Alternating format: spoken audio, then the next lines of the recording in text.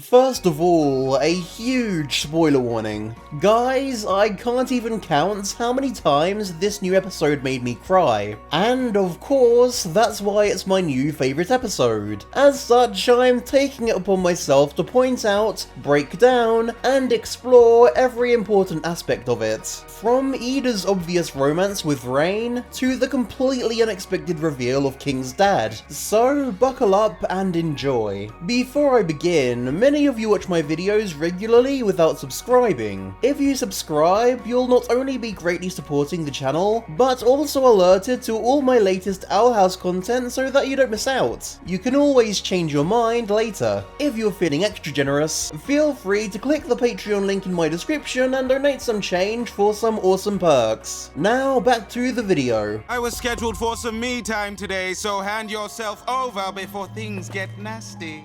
Let's kick things off with Eda. Before we delve into the more intriguing aspects of the episode, let's quickly address her fear of being abandoned. So, Eda starts off appreciating how much better off her life has become thanks to King and especially Luce, only to quickly after be hit with the realization that things won't last forever. It makes her feel unnecessary and unwanted, but thankfully Raine later manages to convince her that she's still needed. I honestly have a hard time believing Luce is going to go away forever by the end of the show, especially with the last episode throwing shade at that trope. And I've read stories like this. The main character always has to return home. So I personally don't think Eda has anything to worry about, especially with King legally changing his name to King Clawthorne. Alright, now let's talk about a truly interesting part of Eda's story. She now has a pretty terrifying ability. She can now decay anything within a short range of her while using bard magic with her lute. Although it could be a powerful weapon, it unfortunately inflicts damage to the user. It's not 100% confirmed that it would kill Eda, but it does seem to be heavily implied. It would be awesome if she could find some way to control it, and use it against Emperor Belos without it hurting her. We do know the spiritual manifestation of the Owl Beast curse shows up in a future episode, so she may get the chance to fully tame it, as she started to do 2 episodes ago. My turn to drive.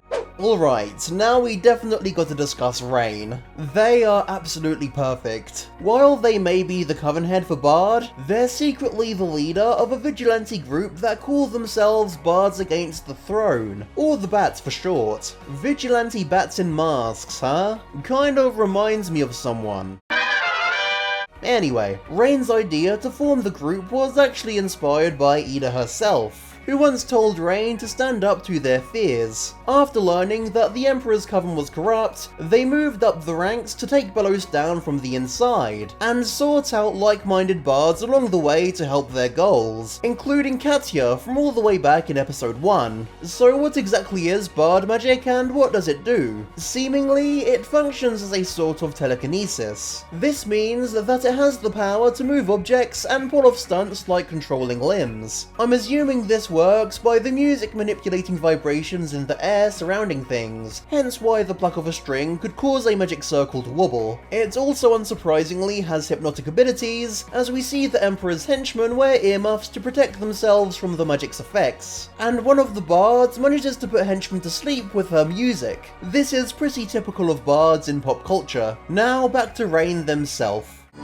Eda! You're embarrassing me in front of my crew. They and Eda were apparently best friends at Hexside, judging from this photo. Since the flashback in this episode takes place after Eda ran away, evidenced by her greying hair and older appearance, she must have kept in touch with Raine for a while, even after Hexside. I think it's very likely Eda started drifting away from Raine the closer they started getting to the Emperor, and it's tragic that Eda believed they chose Belos over her after all these years, when in reality they were just taking Eda's advice. But let's cut to the chase. It's pretty damn obvious Eda has a huge thing for Raine, and vice versa. Like seriously, who blushes like that over someone they aren't seriously head over heels for? Eda made them this beautiful rhapsody, which he still remembers after all this time, and even calls them Rainstorm?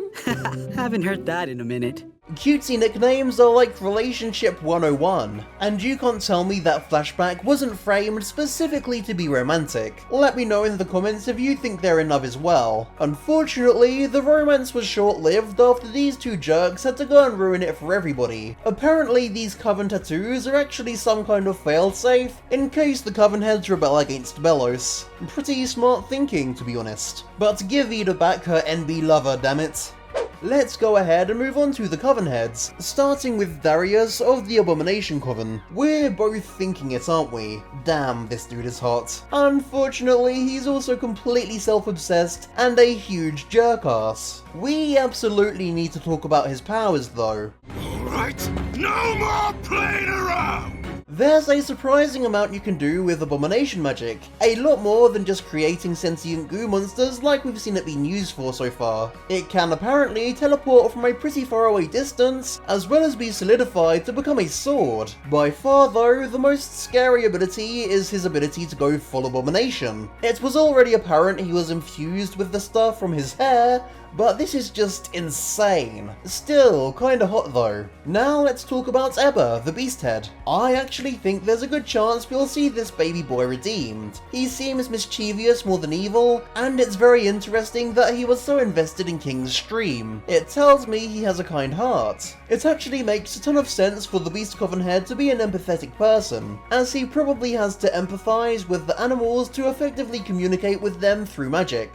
Fittingly, as someone who embodies beasts, he can transform into a feral werewolf-like form, or rather more werewolf than he already was. He can even summon gigantic, powerful beasts with a magic circle at will, which is pretty rad. This one in particular had a collar, so maybe he's actually Eba's pet? Hopefully Eda didn't, kill him or whatever. Did I die?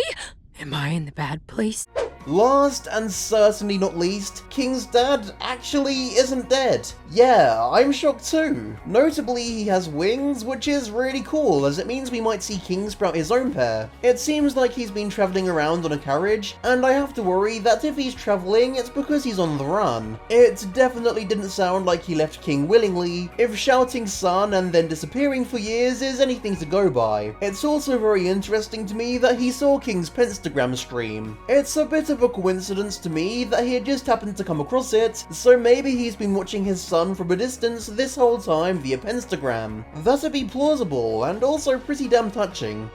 Please leave a like if you enjoyed this video, and subscribe for more awesome Owl House content from me. Comment with your thoughts and theories down below, and be sure to follow me on Twitter and join my Discord. Link for those, and again my Patreon, are in the description. Thanks so much for watching, and I'll see you next time.